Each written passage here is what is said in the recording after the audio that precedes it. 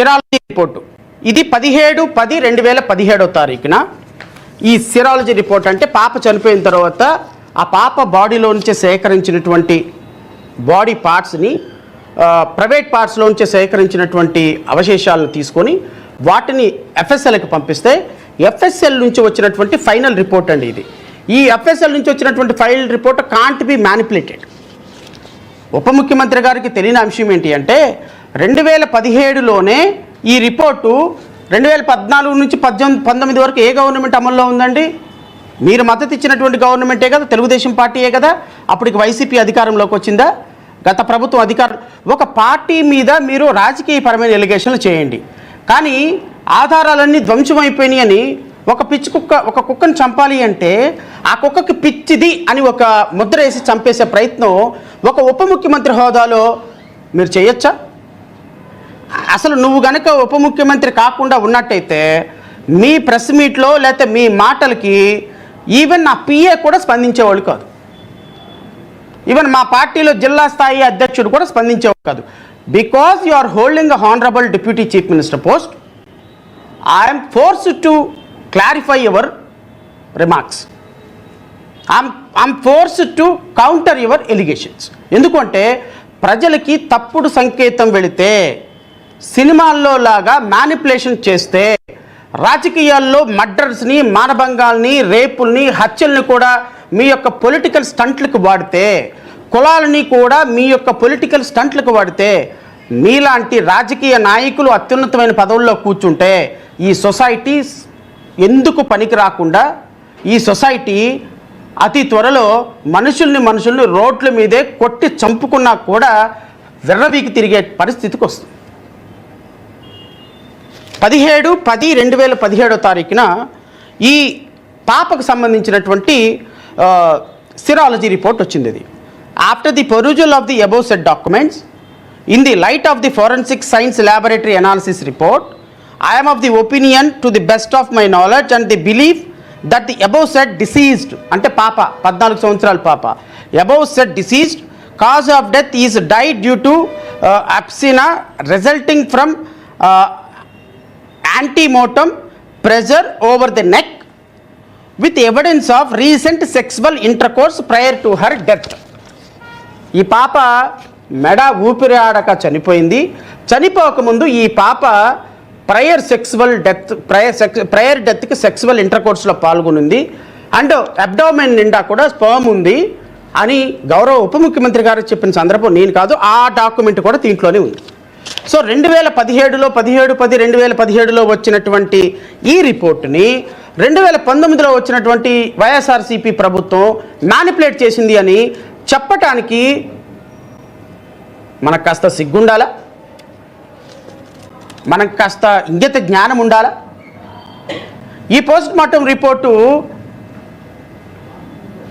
ఆ పాపని ఎవరో రేప్ చేశారు. ఎందుకంటే బిలో 18 years పాపతో సెక్స్ చేస్తే ఆ పాప కన్సెంట్ ఇచ్చినట్టు కాదు కదా. సో కాబట్టి ప్రయర్ డెత్కి ఆ పాప ఇంటర్కోర్స్లో సెక్స్లో పాల్గొందని పోస్ట్ మార్టం రిపోర్ట్ చెప్పినప్పుడు, ఆ పాపను ఎవరో రేప్ చేశారు అని చెప్పినప్పుడు ఈ రేప్ చేసిన వ్యక్తి ఎవరో ఫైండ్ అవుట్ చేయాల్సిన బాధ్యత ఉంటుంది కదా. ఈ రేప్ చేసినటువంటి వ్యక్తికి ఎవరైనా రేపొద్దున ఏం చేయాలి, రేపొద్దున ఎలా ఇతన్ని పట్టుకోవాలి అని చెప్పాల్సిన బాధ్యత ఉంటుంది కదా. రేపు సిబిఐ ఎంక్వైరీ వేయాల్సింది దానికోసమే కదా. సిబిఐ వచ్చి పట్టుకోవాల్సింది నిందితులనే కదా. మీ అంతటికి మీరే ప్రీనోషన్ ఇచ్చేసుకొని ఈవిడ ఎవిడెన్స్ లేదు అని మీరు ప్రకటించేస్తే రేపొద్దున ఈ కేసులో సుగాలిపురికి న్యాయం ఎలా జరుగుతుంది? కాస్త అన్నం తినేటువంటి మనకి మనం తినే అన్నానికి కాస్త అయిన జస్టిఫికేషన్ చేసుకుంటూ ఒక హోదాలో మాట్లాడుతున్నామన్న ఏమైనా స్పృహ ఉందా మనకి ఉప ముఖ్యమంత్రి గారు? మన రాష్ట్రం కంత్రి మంత్రి ప్రోగ్రాంకి వెళ్ళిపోయి ఆ ప్రోగ్రాంలో ఇష్టం వచ్చినట్టు మాట్లాడేశారు. మీ ఇష్టం. ఇంకా దుర్మార్గం ఏంటి అంటే సుగాలి ప్రీతి మరణం ప్రతి ఆధారం కూడా సేకరించబడింది, ప్రతి ఎవిడెన్స్ కూడా సేకరించబడింది, ప్రతి ఎవిడెన్స్ ఉంది, ప్రతి ఆధారం ఉంది, ప్రతి అంశము ఆన్ రికార్డు ఉంది. ఇంకా దుర్మార్గం ఏంటి అంటే 25/9 ఈ కేసులో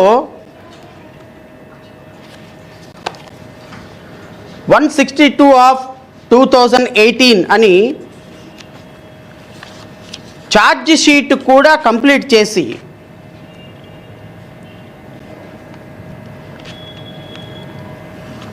ఇరవై 25/5/2018 అంటే తెలుగుదేశం ప్రభుత్వం అధికారంలో ఉండగానే ఉప ముఖ్యమంత్రి గారు కొంచెం ఆలోచించండి, ఇది కూడా నేను చెప్పే డేట్స్ కొంచెం నోట్ చేసుకోండి. 2019లో ఈ ప్రభుత్వం అధికారంలోకి వచ్చింది.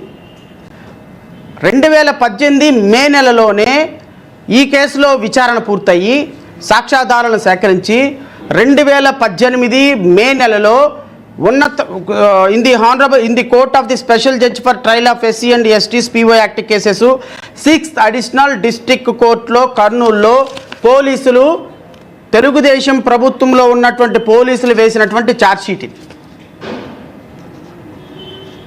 ఈ ఛార్జ్ షీట్లో వాళ్ళు పొందుపరిచినటువంటి వివరాలు ఏంటో కూడా నేను చదివి వినిపిస్తా. ఈ ఛార్జ్ షీట్తో పాటు పోలీసులు వేసినటువంటి evidence 161 sub class 3 CrPC statements from LW1 నుంచి LW27 వరకు, అంటే 27 ఇండిపెండెంట్ సాక్ష్యాధారాలను విచారించి ఆ సాక్ష్యాధారాలని కోర్టులో ప్రొడ్యూస్ చేశారు. Number 1 post mortem certificate. నేను ఏదైతే ఆ పాపని రేప్ చేసి చంపేశారు, గొంతు ఊపిరాడక చనిపోయిందని చెప్పినటువంటి పోస్ట్ మార్టం రిపోర్టు కూడా కోర్టులో వేశారు. FSL report Hyderabad received on 19/9/2017. Project DNA 64917 of final report. FSL Hyderabad report 9/10/2017. Final opinion 17/10/2017. Minutes of CC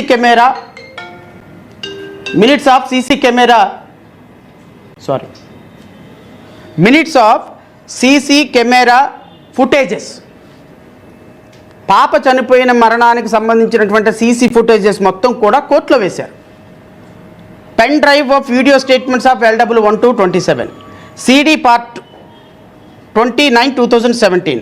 records received from the magistrate court Kurnool. Observation of scene of offence and seizure panchnama dated 21/8/2017. Scene of observation ఎక్కడుంది, ఎవడెవడు murder చేశాడు, ఎవడెవడు rape చేశాడు, ఎవడెవడు DNA ఏంటి, ఎక్కడ DNA ఉంది, బెడ్రూమ్లు ఎలా ఉన్నాయి, చిన్నపిల్లల యొక్క గెస్ట్ హౌస్లు అక్కడెక్కడున్నాయి, ఇవన్నిటినీ కూడా ఎగ్జామిన్ చేసి పోలీసులు వేసినటువంటి ఫైనల్ ఛార్జ్ రిపోర్ట్లు ఇవన్నీ ఆధారాలు సమర్పించారు. Inquest report dated 20/8/2018. Proceedings of the superintendent of police. Letter to the director FSL Hyderabad with letter of advise and the list of property. FSL Hyderabad dated 19/9/2017. Caste certificate of LW1 ST Sugali, అంటే ఎవరైతే పాప చనిపోయిందో అతను. Caste certificate of A2 and A3 OC Kapu. నిందితులు ఎవరండి, వాళ్ళు red అయినప్పటికీ కూడా అక్కడ OC కాపులు. ఇది చాలా స్పష్టంగా ఛార్జ్షీట్లో మెన్షన్ చేశారు. ఇప్పుడు నేనేమంటానంటే కులమొద్దు అంటున్నారు కదా, వీళ్ళు కాపులు కాబట్టే నిందితుల దగ్గర కోట్ల రూపాయల డబ్బులు తీసుకొని ఇన్ని ఆధారాలు ఉన్నప్పటికీ కూడా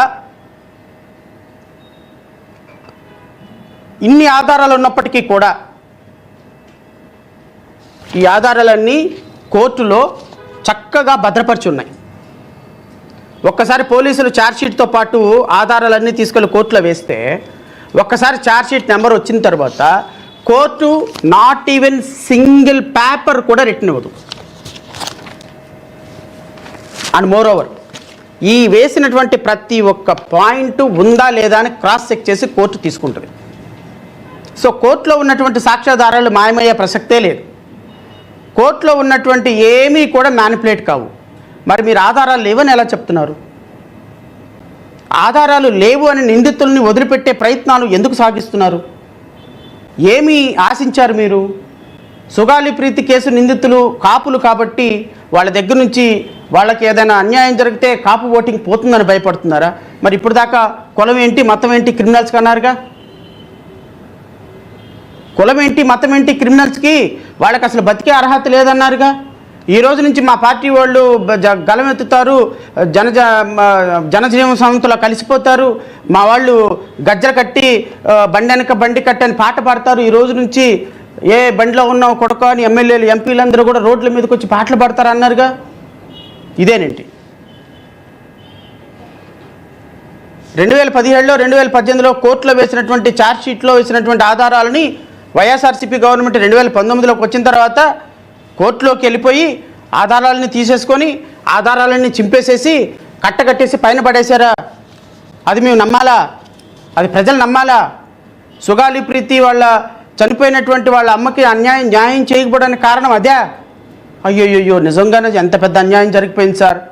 మీలాంటి వాళ్ళు ముఖ్యమంత్రి అయితే ఎంత సస్యశ్యామలంగా ఉంటుంది సార్.